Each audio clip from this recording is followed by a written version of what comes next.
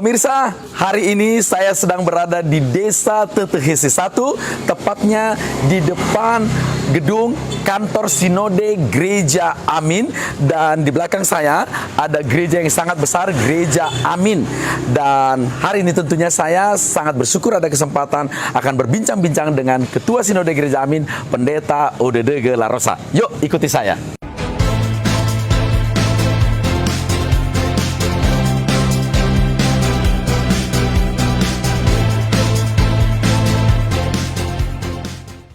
Shalom, selamat malam pemirsa dimanapun Anda berada. Pada malam hari ini saya dari Majelis Daerah YPP Batu di Sumatera Bagian Selatan dan Sekolah Tinggi Teologi Ebenezer di channel kami dan program Miracle. Dan pada malam hari ini kami sengaja menghadirkan satu sosok yang inspiratif, pernah menjadi ketua asrama saya di Sekolah Tinggi Teologi Ebenezer, dan beliau sekarang menjadi bishop atau Ketua Sinode Gereja Amin di Nias. Dan kesempatan saya berada di Nias, saya tentu tidak menyanyiakan waktu ini. Saya langsung mengunjungi beliau di kantor Sinode Gereja Amin di Gunung Istoli.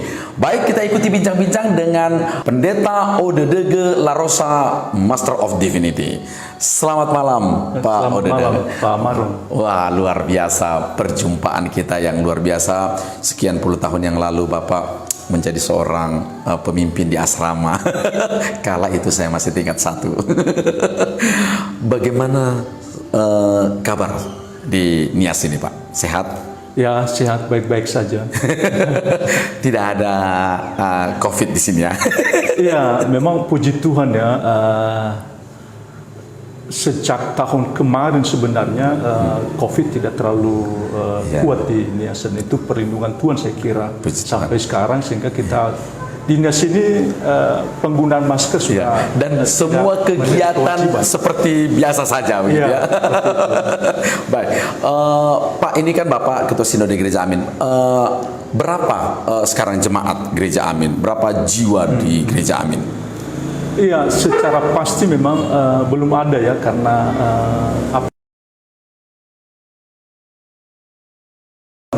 warga jemaat ini dari waktu ke waktu selalu berubah. Bukan 30 tapi 23 ribu jiwa dari warga jemaat kita. Memang perkembangannya kurang karena sebagian jemaat kita ini kan berada di daerah pegunungan. Dan mereka hidup dari pencarian sebagai penyadap karet. Nah, kemarin itu harga karet menjadi turun, dan karena turun sebagian keluar daerah, eksodus ke perkebunan. Ini yang menjadi persoalan mengapa warga jemaat kita tidak pernah bertambah.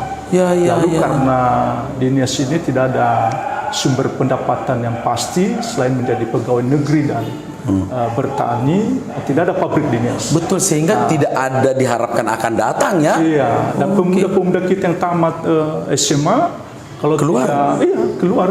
Kalau mereka tidak bisa kuliah, bisa juga keluar untuk cari pekerjaan karena tidak mungkin kembali ke kampung.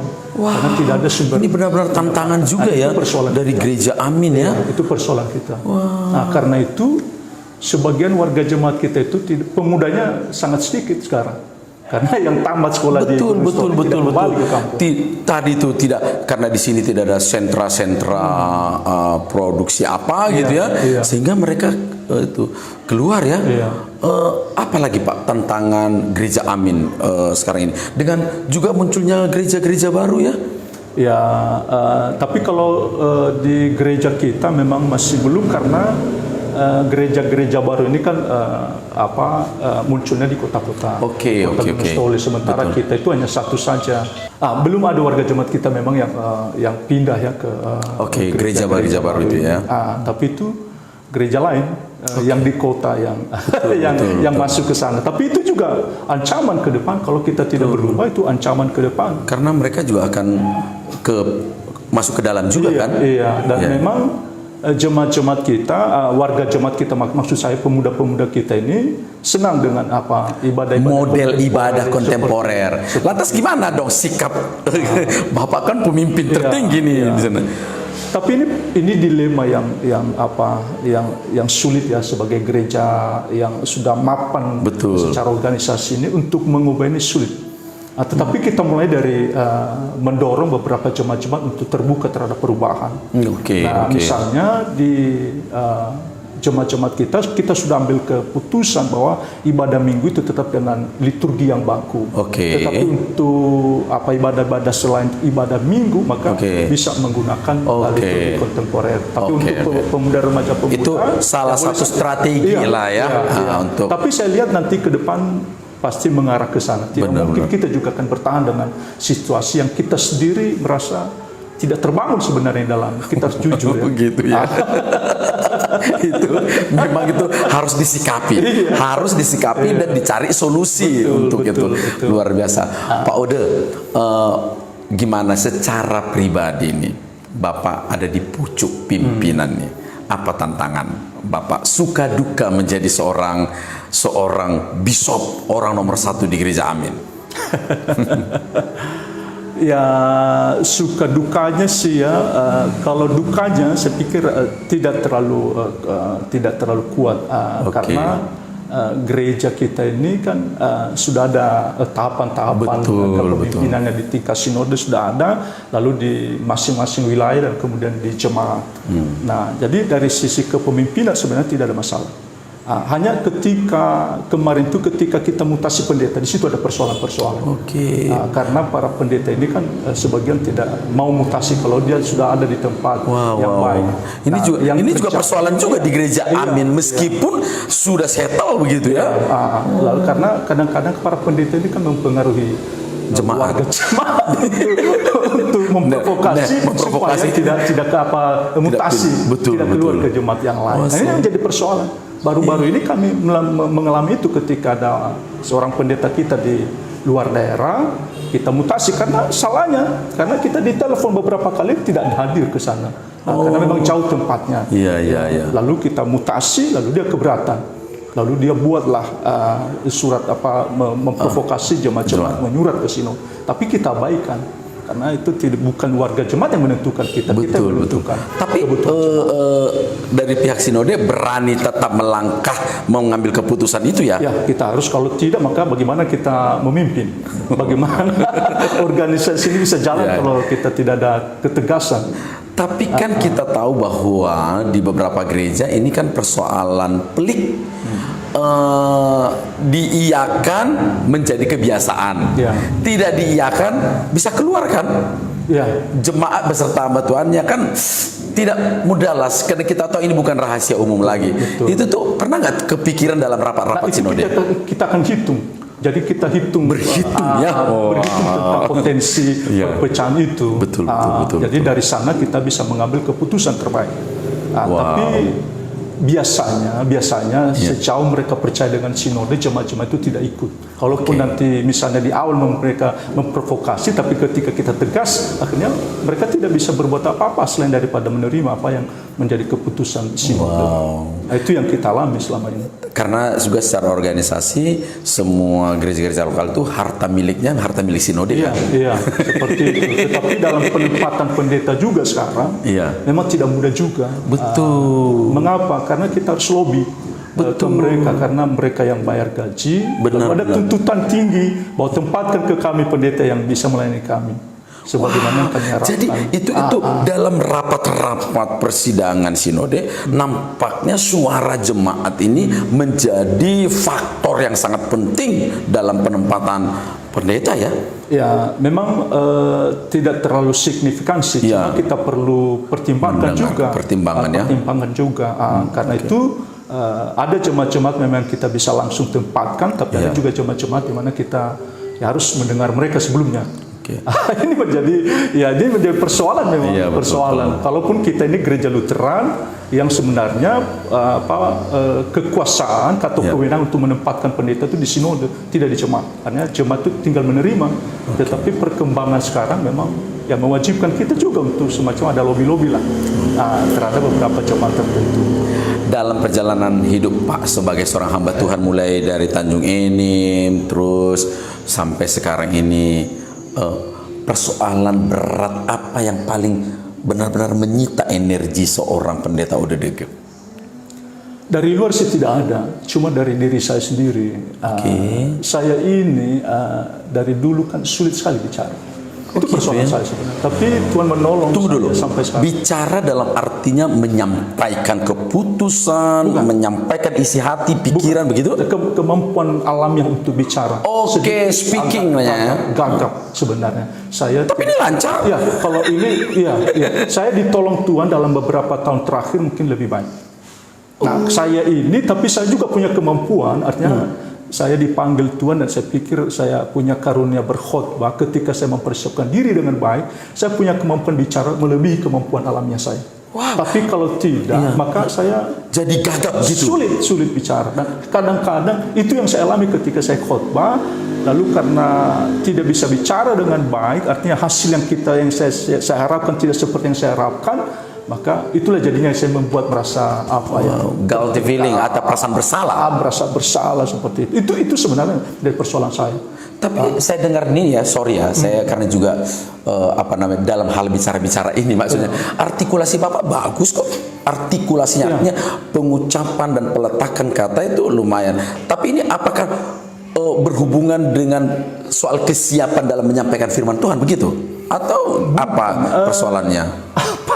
Saya ini suara saya ini tidak naik ke atas, hanya terlalu kecil volumenya sehingga kalau saya bicara cerita tidak bisa. Saya harus menarik suara saya ke atas dan itu yang membuat saya kadang-kadang bicara terlalu kecepatan. Itu memang alamiah saya dan itu saya bergumul dari waktu ke waktu. Tapi jadi antara vocabulary yang satu itu berdempetan begitu, jadi message-nya bisa nggak sampai. Betul. Kalau pelan-pelan begini enak kok. Ya, tapi ini karena Tuhan sudah menolong. Betul. Jadi yang saya alami ialah ketika saya tidak teduh, tidak berdoa pagi, baca firman, saya tidak bisa bicara dengan baik. Dan itu juga menurut saya bersyukurlah kepada Tuhan. Mengapa? Karena keadaan saya seperti itu. Tuhan memaksa saya untuk mencari Tuhan, bergantung kepada Tuhan. Untuk bergantung tiap hari. Dan saya merasakan bahwa ada semacam kekuatan Tuhan dalam diri saya ketika saya tidak abai dengan hubungan pribadi dengan Tuhan dengan saat itu. Nah, karena itulah maka saya kalaupun teman-teman ada yang merasa bahwa boleh tidak, tapi bagi saya saat teduh itu saat bersama dengan Tuhan ada sesuatu yang tidak bisa diabaikan. Oke, sebentar Pak Ode, pada waktu saya di asrama saya mengenal Bapak seorang bukan memuji, seorang yang berwibawa, meskipun fisik Bapak tidak terlalu besar, tapi orang-orang segan dengan Bapak. Bapak bicaranya sedikit, tindakannya mengenang kembali STTE begitu ya. Kira-kira tadi Bapak bicara renungan dan sebagainya. Apalagi tapi apa semacam warna pembentukan yang Bapak dapat di Tanjung Enim yang Bapak rasa Bapak pelihara sampai sekarang, yang menjadi kekuatan Bapak? Ya tentu teologinya lah. Itu bagaimanapun kan teologi dasar itu menentukan pelayanan kita. Betul. Ya. Jadi saya bersyukur dididik di Tanjung ini punya teologi dasar yang kuat, yang sifatnya Injili. Dan itu sumber kekuatan dalam pelayanan. Yang kedua, saat teduh itu, itu yang membuat saya merasa diberkati, karena dari pengalaman itulah saya belajar bagaimana membangun hubungan dengan Tuhan. Nah, saya bersyukur Pak Ben Hartani, kepala asrama dulu. Begini ceritanya Pak Marlon, saya ini kan tamat dari STM, langsung ke sana, ke STT, lalu tidak ada pengalaman apapun terkait dengan hal rohani. Dengan hal rohani. Oke. Masih sangat mentah, masih sangat hijau kembali. Lalu teman-teman kami, terutama dari Indonesia bagian timur itu, mereka keluar dari kebangunan rohani. Betul, memang dari sana memang kebangunan rohani waktu itu. Betul. Mereka udah pintar berdoanya, firmannya sudah ada ayat-ayat hafal. Saya sama sekali tidak bisa, tidak tahu apa-apa. Lalu suatu waktu saya dipanggil Pak Ben Hartani ke rumah, dan itu yang saya tidak pernah lupakan sampai sekarang. Dia bilang ke saya, Ode, sebelum belajar maka bacalah satu pasal Alkitab ya. Baca satu pasal Alkitab. Dan itu yang saya lakukan. Sehingga sebelum saya belajar, saya baca satu pasal Alkitab ketika saya di STT, dan kemudian ketagihan justru. Ada sampai 5 pasal saya baca setiap hari. Sehingga tamat STT, saya sudah tamat membaca Alkitab dari Kejadian sampai Wahyu. Wow, ini sekedar mengingatkan juga dengan alumni-alumni kita. Ini membaca itu menjadi sebenarnya bukan hanya soal aturan, karena sekarang kan kita menetapkan peraturan itu 4 pasal sehari ya. Dan sebagainya 4 pasal sehari dan diperiksa. Tapi kan kita harus jujur bahwa kadang-kadang itu bisa menjadi semacam peraturan kan. Pastilah ada yang merasa melihatnya begitu. Tapi kalau itu dilakukan, saya pikir akan sangat bermakna ya. Sangat-sangat, itu mengubah saya. Membaca Alkitab itu mengubah saya. Ya, dari terutama dari ajaran Alkitab. Ya, yang pertama itu yang saya maksudnya, tidak boleh sombong, tidak boleh memperlakukan orang lain dengan sewenang-wenang. Misalnya saya sekarang kalau misalnya ketemu dengan orang yang naik sepeda saya misalnya bawa motor kemarin atau mau mobil sekarang, saya lebih berhenti daripada menyerempet dia atau membuat dia merasa sulit di jalan. Kita bisa harus tersakiti karena melihat orang. Jadi itu saya belajar dari Alkitab itu, bahwa ya jangan memperlakukan orang-orang kecil dengan sewenang-wenang, karena Allah membela orang-orang kecil. Dan banyak yang saya dapat pelajaran yang mengubah hidup saya. Yang Bapak tanam terus dalam itu sampai sekarang. Kitab itu. Lalu kedua, ketika saya keluar dari STT, kan di sini kan ada PA-PA, dan sekolah Wangger namanya di Nias di sini. Dan biasanya itu Nias ini dulu itu kan ada kebangunan rohani besar-besaran, Pengisar Dede, dan sudah biasa itu di sekolah-sekolah Wangade, istilah kami di PA itu. Ada semacam diskusi, dan biasanya itu mereka bertanya itu untuk memecahkan atau menguji para pelayan batuan itu. Ketika saya sudah tamat STT, karena udah baca dari Kejadian sampai Wahyu, saya tidak pernah gentar. Punya modal. Punya modal ini. Karena yang disampaikan di PAP itu kan Alkitab dasar. Betul. Dan puji Tuhan kita bisa menyelesaikannya. Seperti itu. Menjawab semua persoalan. Dulu Pak Marlon ketika baca ini, saya pikir 1/4 lah, kalau tidak lebih, itu nas-nas yang bagus dalam Alkitab itu. Saya walaupun saya tidak hafal, tapi saya tahu ketika orang bilang ini, saya sudah tahu di mana tempatnya. Minimal tempat teks itu gitu, dan konteksnya begitu. Kayak konkordansi ya. Cuma karena sekarang sudah tua, jadi semakin gila. Tapi dulu saya sudah tahu orang bicara apa, saya sudah tahu di mana ini, karena baca Alkitab itu. Benar.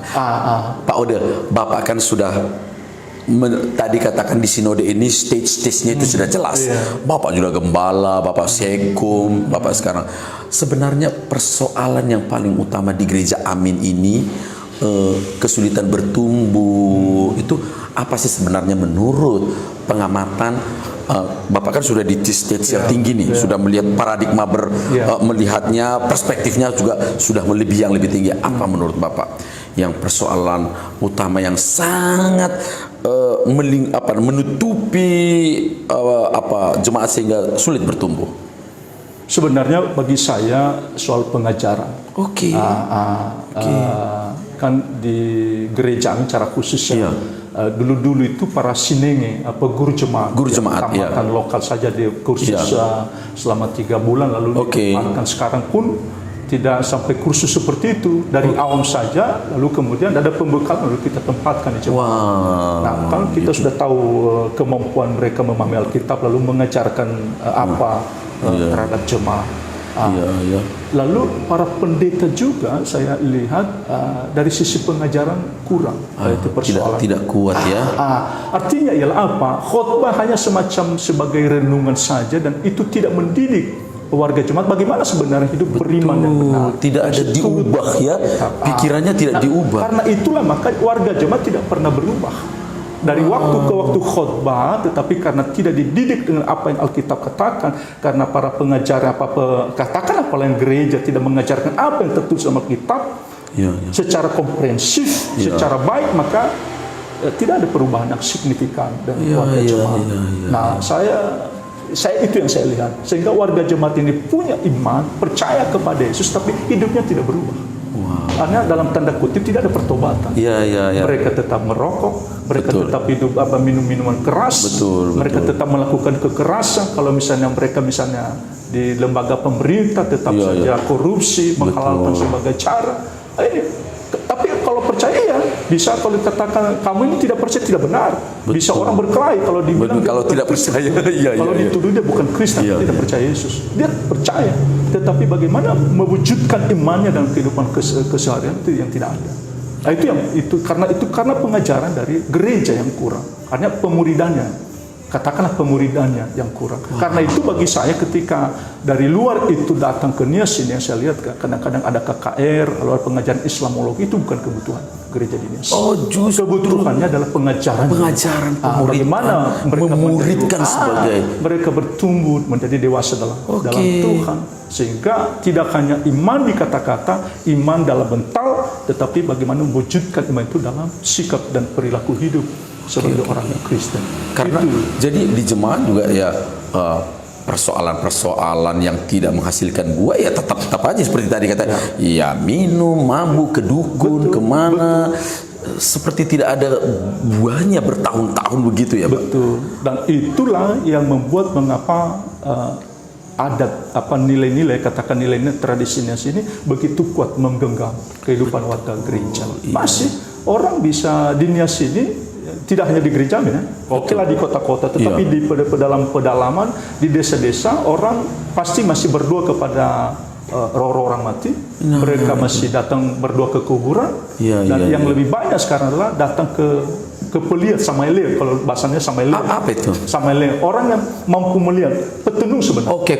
Ya dukun lah, nama umumnya lah. Tapi dukun spesifiknya di sini kayak petunung bisa meramal atau melihat ke depan. Seperti itu. Oke. Itu. Dan memang ini juga tantangan bagi gereja. Mengapa mereka ke sana? Karena memang apa yang dikatakan Samaelia itu memang kejadiannya seperti itu. Diperalat iblis lah ya. Seperti kelihatannya terjadi, jadi semuanya terikat. Betul, seperti itu. Nah, gereja juga belum mampu untuk melakukan itu, tantangannya. Pak, bagaimana Bapak mempersiapkan para hamba-hamba Tuhan yang sekarang kan Bapak ini di sinode nih, katakanlah tidak selalu sampai ke jemaat, tapi selalu sampai kepada hamba-hamba Tuhannya. Program apa yang Bapak lakukan untuk melengkapi mereka hamba-hamba Tuhan ini? Memang kita ada pertemuan-pertemuan pendeta. Betul, di situ ya. 3 bulan di sinode ini karena kita tidak banyak. Hanya 53 orang pendeta. Lalu kan ada 5 orang di luar daerah. Jadi para fikar selain daripada para fikar ya. Kita selalu ada pertemuan dan itulah kita isi untuk secara macam singkat. Betul. Pembekalan lah ya. Karena mereka lah ujung tombak sebenarnya ya. Tapi kalau para pendeta sebagian memang paham, tapi tidak terlalu mudah mengajarkan ke jemaat ya. Iya, mengajarkan ke jemaat. Lalu misalnya ada pergumulan pendeta kami, dia katakan, Pak, kami sudah bicara tentang masalah ini, tapi tidak ada perubahan terjadi. Lantas mimpi Bapak ini kira-kira apa ini? Perlukah mendatangkan selalu dari luar? Mana tahu ada yang mendengar ya dari tempat ini, Pak, udah saya siap nih, tenaga saya, jasa saya, fund saya untuk bersama-sama. Bisa saja, why not? Kan begitu. Mana tahu ada yayasan-yayasan ya. Amin, terbuka gak hal-hal gitu? Boleh. Karena tradisi kita ya di mana-mana mungkin, tapi di Nias ini orang luar itu kan lebih didengar. Betul. Nah itu di dalam. Di mana-mana juga lah. Ada topik-topik tertentu sebenarnya pendetanya boleh juga memakai jasa dari pengkhotbah yang ternama. Hanya tidak terlalu mudah ya mendatangkan mereka itu ke gereja Amin. Hanya persoalan kita memang karena dari sisi sumber dana pendanaan kita terbatas. Mana tahu juga kan ada yayasan Pak yang terbeban. Kalau kita terbuka saja. Welcome ya. Kenapa tidak? Ada orang sepanjang mereka cinta, rela ya. Betul. Karena dari sisi kemampuan kita mendatangkan tidak ada. Betul. Kan gereja masih sangat sederhana ya, dan banyak di gunung-gunung ya. Betul. Yang memang saya bilang kemampuan finansialnya untuk hidup oke, tapi untuk lebih itu memang tidak mudah ya dinaikkannya. Pernah nggak Pak para pemimpin gereja di Nias ini berkumpul bagaimana cara meningkatkan ekonomi jemaat? Atau ada nggak pemikiran bersama dengan pemerintah dan sebagainya? Kalau itu sudah dilakukan, dari waktu ke waktu kita lakukan. Gitu ya. Mantan ketua sinode, mantan bishop kami itu ada ahlinya di situ. Oke, Ya, iya. Bidang pemberdayaan. Pemberdayaan, iya. Setelah gempa kemarin, tahun 2005, Iya. begitu luar biasa pelatihan-pelatihan tentang pemberdayaan masyarakat ini. Iya, ya. Di bidang perkebunan, peternakan. betul. Tapi banyak yang dilatih, bahkan di sinode ini kita lebih dari 10 yang kita kirim ke yayasan kemarin di Palembang ada. Iya dari GKY itu ya bersama. Iya. Tapi kembali ke sini nggak jalan. Itu menjadi persoalan kita. Ada beberapa kali ada pertemuan tidak hanya gereja bersama dengan gereja-gereja lain, dan ada juga yang kita lakukan pelatihan-pelatihan. Itu kira-kira apa faktor penyebab tidak mudahnya dia mempraktekkan ilmu itu? Apa setelah bertemu dengan masalah marketingnya atau apa sebenarnya yang menurut mereka masalahnya? Memang selalu mereka bilang ini kan masalah pasar, bagaimana memasarkan hasil. Nah, itu tapi dia. Bagi saya bukan itu. Betul. Persoalan kami sebenarnya masalah mau menderita di awal. Itu dia, Pak. Itu. Mau kerja. Betul. Etos kerjanya masih sangat harus kita belajar dari suku lain juga harus rela belajar dari orang kami ini ya. Kami ini. Kenapa Pak autokritik kan ini? Gaya hidupnya tinggi tetapi hidupnya santai. Mau santai saja, nggak mau kerja keras. Itu persoalan. Jadi ketika sudah dilatih di sana lalu datang ke sini inisiatif untuk memulai. Iya. Padahal sebenarnya waktu pelatihan PPMT namanya. Iya betul. 40 hari loh di sana. 40 hari dengan segudang. Benar. Bahkan dikasih bibit dari sana. Semua bahkan juga dipantau. Iya. Dipantau Pak. Hasilnya tidak ada. Nah karena itulah kami malu untuk kirim lagi ke sana. Tapi jangan. Tapi kalau boleh jangan Pak. Kan mana tahu yang 10 itu tidak, yang berikutnya. Tapi banyak juga gereja-gereja yang mengirim, mungkin kan mereka juga pihak penyelenggara PPMT memang mengeluarkan dana yang sangat banyak. Banyak sekali demi cintanya untuk mengembangkan gereja-gereja di daerah. Mungkin mereka juga sudah memprediksi bahwa ini tingkat keberhasilan kesuksesannya 20%, 30%.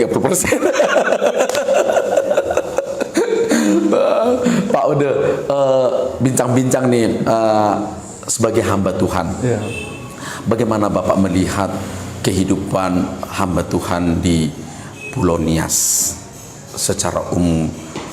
Apa yang sebenarnya perlu bagi seorang gembala, pemimpin umat melihat keadaan Nias yang tentu seperti Bapak katakan tadi, saya lihat ini kan sentra Kristen, tapi masih ada hidup-hidup yang tak berbuah.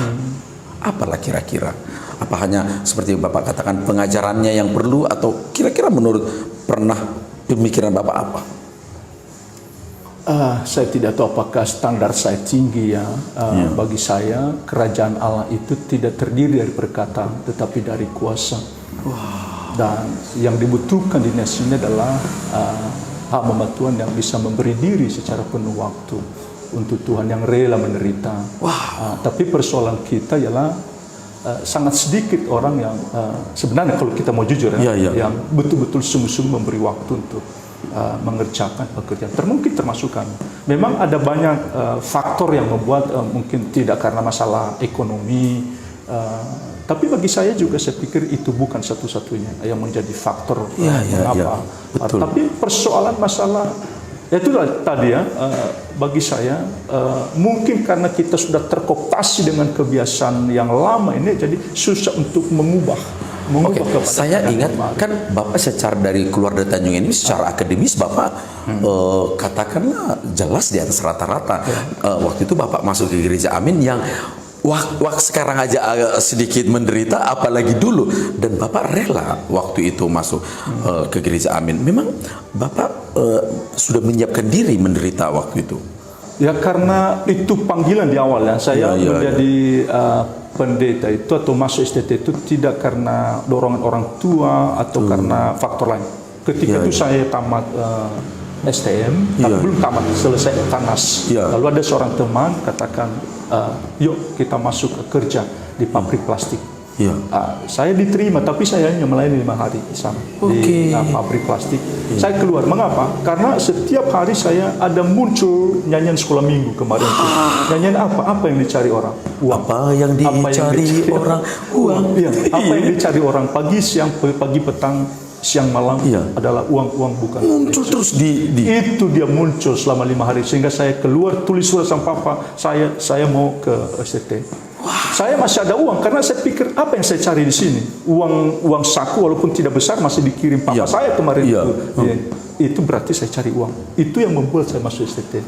Nah, ketika kembali di sini memang ada semangat melayan itu ada, cuma di satu sisi ya karena tantangan yang begitu berat maka ya kita masuk dalam keadaan itu sehingga kita bukan melakukan pembaruan tetapi kita dikooptasi oleh keadaan itu, dan saya pikir itu kebanyakan yang masuk di dunia sini. Artinya tidak bisa mengubah, tapi justru dia terubah.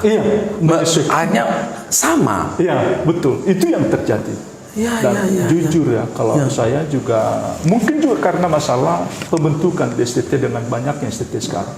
Kami di Amin ini tidak berasal dari satu STT, dari beragam STT karena kemampuan gereja untuk tidak ada. Jadi siapa yang memberi biaya maka ke sanalah. Ada yang kita kirim dari sinode, ada yang mereka masing-masing datang masuk STT lalu kembali. Tapi yang saya lihat sekarang ini kualitas dari sebagian besar dari keluaran STT kurang. Ada kesediaan untuk menderita maksud saya. Tidak, kurang. Selalu orientasinya adalah bagaimana mencapai kenyamanan hidup.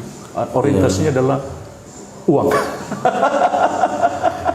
Kita harus jujur. Memang karena kebetulan juga tuntutan adat pernikahan dan lain sebagainya yang memang begitu besar sekali ya Pak ya, sehingga kadang-kadang terjebak di dalamnya.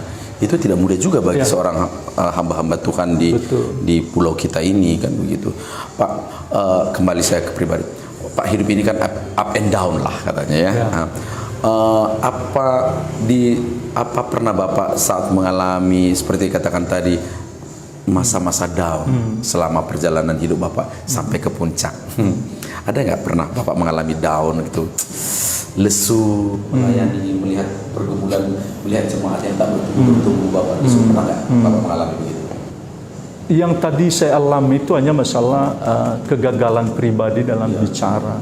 Hal-hal yang lain, ya puji Tuhan tidak.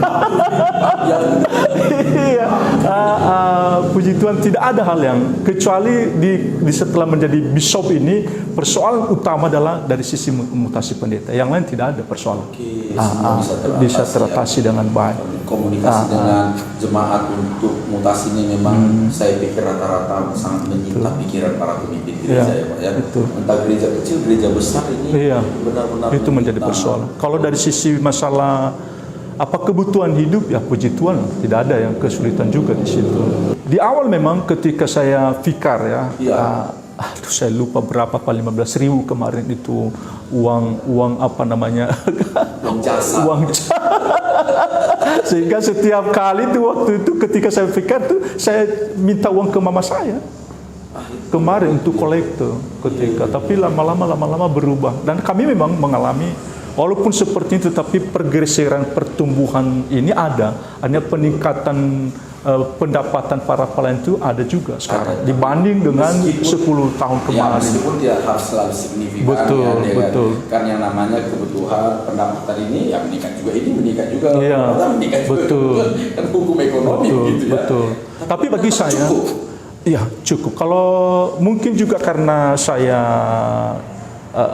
istri saya kan pegawai negeri, tapi dari sisi pendapatan saya ya Tuhan cukupkanlah beri, walaupun tidak kita katakan tidak mulai, tapi dari sisi cukup tidak pernah banyak ada kekurangan di atas sana ya, di gunung, di daerah-daerah gunung. Bapak sebenarnya persoalan mereka itu yang paling banyak akhirnya tidak move, tidak banyak itu, apakah sebenarnya persoalan ekonomi yang membuat kadang-kadang mereka down, atau persoalan apa kira-kira di lapangan itu yang paling membuat seorang hamba Tuhan itu mengalami kegalauan? Itu memang kita bisa lihat itu persoalan ekonomi, masalah kebutuhan mereka sangat sedikit memang kebutuhan mereka, sehingga dengan demikian mereka harus kerja di tempat bertani, harus menambah. Itu menjadi persoalan. Fakta ya Pak ya? Iya, memang saya secara pribadi saya lihat itu kekurangan ketika orang sibuk untuk mencari bekerja selain di luar jemaat. Bagi saya itu tidak adil sebenarnya bagi jemaat, karena itu kan ada semacam mengorbankan jemaat kalau dari sistem karena dia full di jemaat. Tapi persoalan lain juga dia ketika dia full, lalu bagaimana kehidupannya, karena jemaat tidak bisa memberi. Ada semacam polemik. Iya, itu persoalan.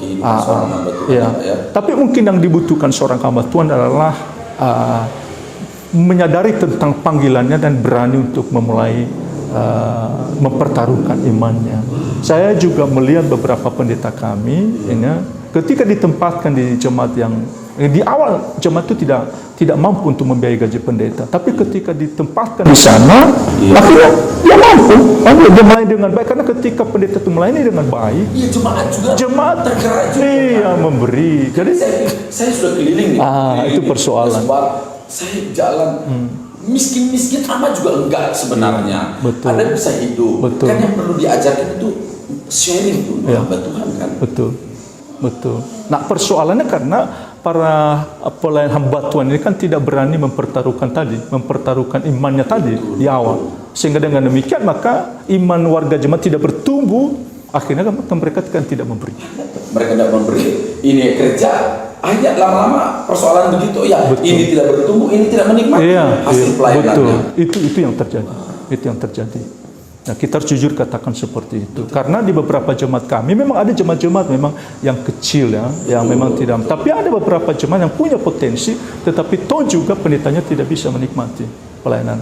Karena karena bagaimanapun ketika jemaat merasa diberkati, itu akan berbalik kepada pendeta, kepada hamba Tuhan. Mereka akan memberi. Tapi ketika mereka tidak diberkati dengan pelayanan hamba Tuhan, mereka juga tahu. Mereka biasa-biasa saja. Itu yang menjadi persoalan. Saudara, ini benar-benar inspirasi yang luar biasa dari seorang dari Bishop Gereja Amin. Terakhir nih Pak Pendeta, apa yang paling Bapak rasa syukur di dalam hidup Bapak? Kebaikan Tuhan apa? Selain keselamatan ya, kalau keselamatan udah jelas ya. Hal apa yang membuat Pak Ode sekarang itu mengucap syukur pada Tuhan? Apalah kira-kira? Banyaklah ya. Bagi saya yang saya senantiasa bersyukur, di awal saya katakan tadi begitu saya sulit untuk bicara dengan baik, dan saya sulit bergumul dengan Tuhan dengan masalah ini. Dan itu yang saya syukuri, dengan keadaan itu memaksa saya untuk mencari Tuhan. Dan akhirnya saya lihat juga Tuhan menolong saya sehingga saya lebih bisa baik bicara sekarang. Dan yang saya syukuri ketika ada pengurapan Tuhan itu ketika khotbah. Enak sekali kalau ada pengurapan tentu kita bisa bicara dengan baik, dengan dorongan dari Tuhan. Seperti itu, dan enak kita, nyamannya luar biasa. Dan kemudian juga jemaat juga merasa seperti itu ya. Itu satu. Tapi di sisi keluarga saya terlambat menikah, memang terlambat menikah ya. Dan terima kasih Tuhan memberi saya seorang istri yang juga. Kalau jujur kan ini banyak alumni yang nonton juga. Usia Bapak menikah 37 tahun.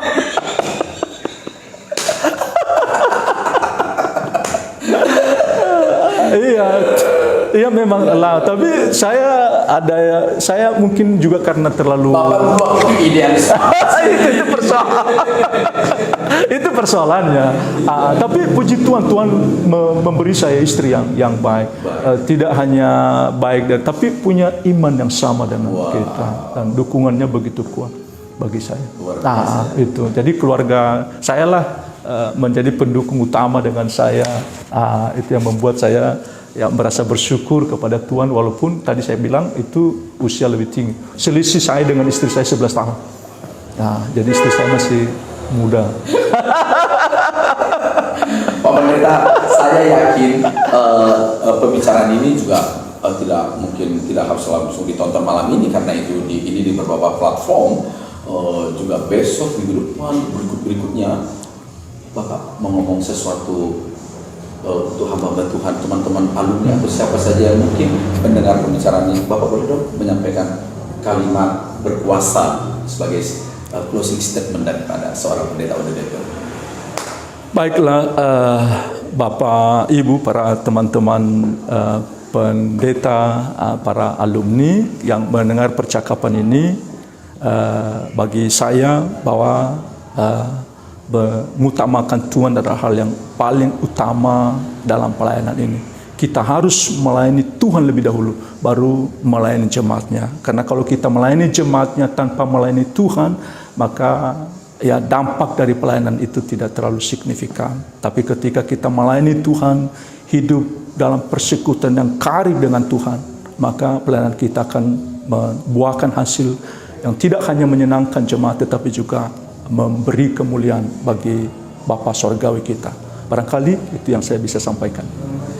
Baik saudara, dimanapun Anda berada, pada kesempatan ini kami sangat berterima kasih bisa berbincang-bincang di Gunung Stoli, di kantor Sinode Gereja Amin, yang tadi di awal sudah ada tayangan kantor yang masih tentunya membutuhkan terus perkembangan di Amin. Dan terima kasih Pendeta Odede Gela Rosna, dan doa kami Gereja Amin makin bertumbuh. Sampai di sini pertemuan kita.